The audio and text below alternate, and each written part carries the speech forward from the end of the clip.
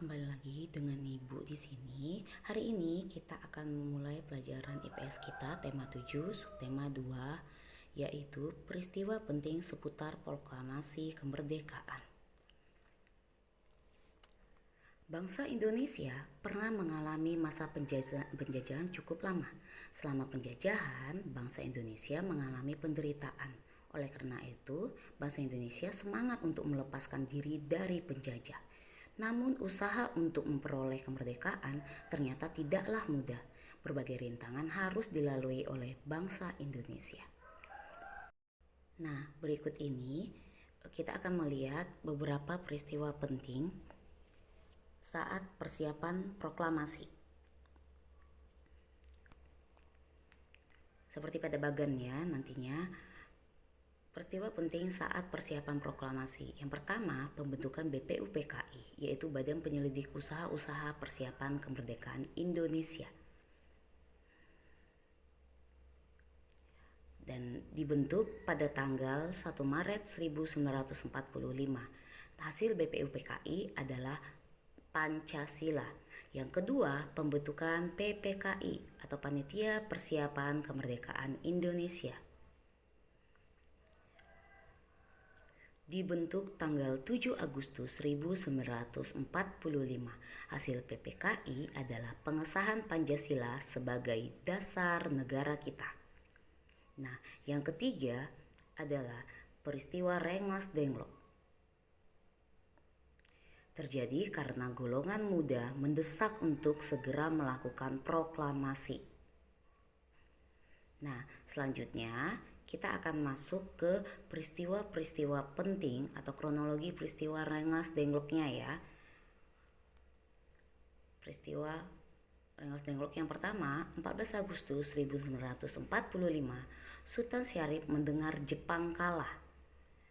Kemudian 15 Agustus 1945, golongan muda mendesak Soekarno untuk memerdekakan Indonesia.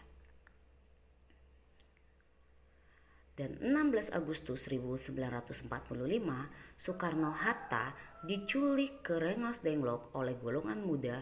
Tujuannya adalah agar mereka tidak terpengaruh oleh Jepang. Kemudian pada 16 Agustus 1945 tersebut juga sore harinya Soekarno-Hatta setuju dan kembali ke Jakarta. 16 Agustus 1945 malam, Soekarno mengumpulkan anggota PPKI di rumah Laksamana Maeda. Nah, peristiwa proklamasinya, dini hari naskah proklamasi tersebut telah dirumuskan oleh Soekarno, Muhammad Hatta, dan Ahmad Subarjo dan disetujui oleh seluruh peserta rapat.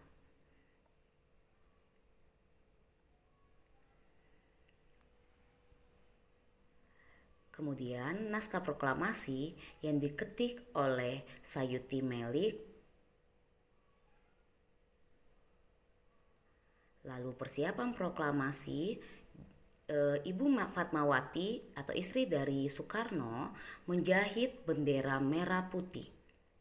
Dan pada tanggal 17 Agustus 1945 pembacaan proklamasi yang dilaksanakan pukul 10 WIB di Jalan Pegangsaan Timur nomor 56. Teks proklamasi seperti pada gambar.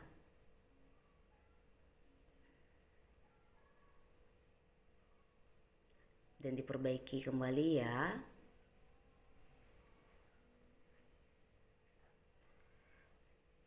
Seluruh rakyat Indonesia menyambut dengan sukacita proklamasi kemerdekaan. Peristiwa pembacaan proklamasi memberikan semangat untuk melakukan perlawanan mengusir penjajah di berbagai daerah. Usaha menegakkan kedaulatan pun terjadi di berbagai daerah dengan tindakan heroik mendukung proklamasi kemerdekaan Indonesia. Nah, ini kita akan lihat beberapa tindakan heroik di berbagai daerah di Indonesia. Ini artinya perjuangan ya, perjuangan untuk merdeka, perlawanan-perlawanan yang dilakukan untuk mendukung proklamasi. Yang pertama, peristiwa heroik di Yogyakarta, kemudian peristiwa heroik di Surabaya, peristiwa heroik di Semarang, peristiwa heroik di Aceh, di Bali, di Kalimantan, Palembang, dan di Makassar. Nah, semua peristiwa heroik ini itu dilakukan untuk mendukung proklamasi. Yang pertama, peristiwa heroik di Yogyakarta. Peristiwa ini terjadi karena pegawai pemerintah dan perusahaan yang dikuasai Jepang mengadakan aksi mogok. Mereka menuntut agar Jepang menyerahkan semua kantor kepada pihak Indonesia. Perebutan kekuasaan di Yogyakarta dimulai pada tanggal 26 September 1945 pukul 10 WIB. Kemudian peristiwa heroik di Surabaya terjadi insiden bendera di Hotel Yamato, Tunjungan Surabaya. Orang Belanda mengibarkan bendera merah putih biru di atap hotel. Rakyat kemudian menyerbu hotel, menurunkannya dan merobek warna biru bendera itu untuk dikibarkan kembali. Insiden ini terjadi pada tanggal 19 September 1945. Nah, peristiwa heroik kemudian adalah di Semarang. Ini terjadi pada tanggal 15 Oktober 1945. Pasukan Jepang melakukan serangan ke kota Semarang dan dihadapi oleh TKR dan Laskar Pejuang lainnya.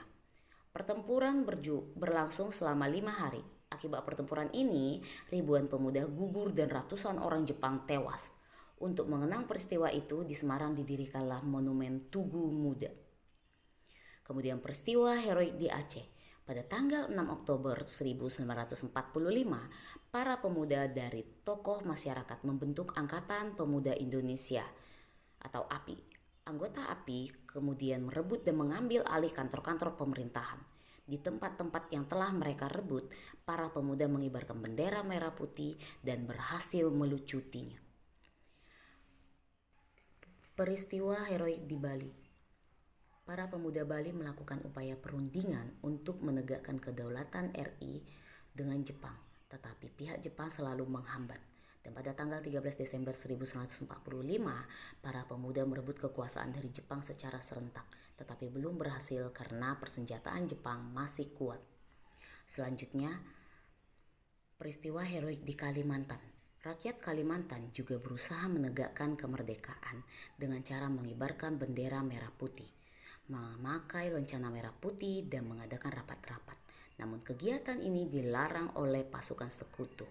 Rakyat tidak menghiraukan larangan sekutu sehingga pada tanggal 14 November 1945 di Balikpapan berkumpul lebih kurang 8.000 orang dengan membawa bendera merah putih.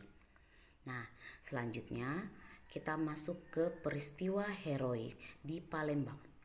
Adanya upacara pengibaran bendera merah putih pada tanggal 8 Oktober 1945 yang dipimpin oleh Dr. Aka Gani.